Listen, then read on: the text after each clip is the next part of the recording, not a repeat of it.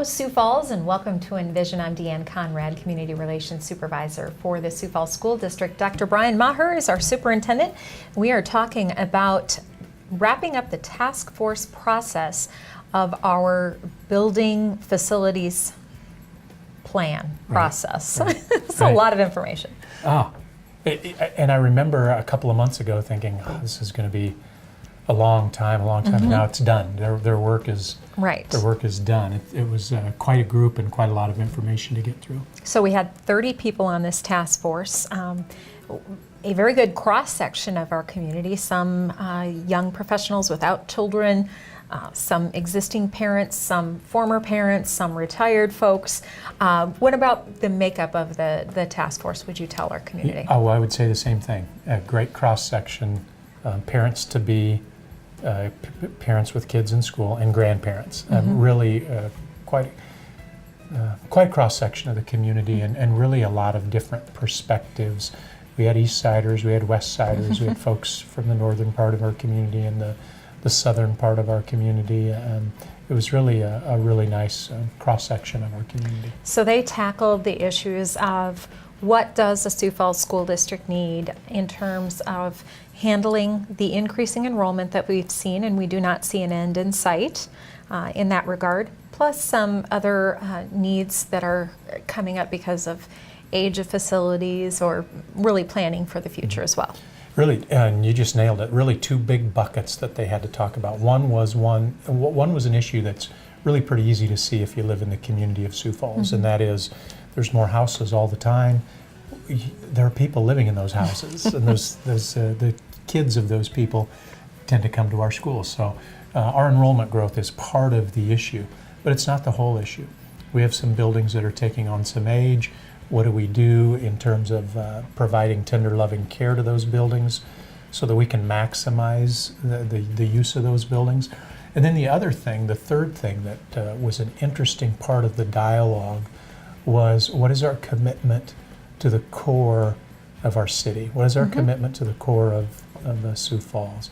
And that was an interesting dynamic, and something that I think the school has to take an active role in, saying we won't abandon the core of our community. When you think of Whittier, which really dominated a lot of conversation, and we're going to stay, the recommendation to the Board of Education is that we stay committed to that site as a school district. Right. So I would extend that to, you think of Cleveland, you think of Hawthorne, you think of Lowell, you think of some of those schools that exist. And so not only did the task force deal with facilities as they currently exist and enrollment trends, but also what is our role and commitment to the core of our community. And that was spoken very loudly and clearly, that is an important component of any plan moving forward. And so I was surprised at the emotion that got behind that, and I was already, in my own personal opinion, that was already really important, but it was a pronounced opinion throughout the task force. So that was good to hear. Really great to hear, and really the center part of our community with downtown and the revitalization of some areas, it really just fits the mold that we need to continue to focus on those downtown areas. It fits perfectly with that. You're exactly right. When you think of the revitalization, you think of the economic vitality we have in our community, and some of that centered in the core of our community. And then you couple that with something that we say all the time, and that is we're a reflection of the community. So of course we should be committed to the core of our community. Right. And so this plan, the task force has agreed upon some major tenets of what a plan should be moving forward, including a new high school, new middle school, in addition to a future new Whittier Middle School, an elementary, and some other projects that have been brought forward. What happens now after the recommendation has been made? All of that information now goes to the Board of Education, and the Board of Education, I know, has been watching with great anticipation as to what the task force would come up with, and then trying to figure out now how do they make sense of all the information. So remember, the information they have isn't just the task force information. It's all of the community information that we gathered before the task force ever met. Right. It's the meetings we had with teachers before the task force ever met. it is the result of the task force. But beyond that, it's also a survey that we just completed with our community, which helps give them some guidance, and then all the feedback that they're getting as individual board members. So there's a lot of stuff for them to go through and then try to figure out, here's the rank order and priorities that we need from a facilities perspective. Now, what can we afford to pay? No different than you and I would do in our household. If I need to paint my house. So am I going to paint it this year or next year? Where does that fit in my personal budget? We're doing that as a school district now. Here are the priorities. What can we afford to pay?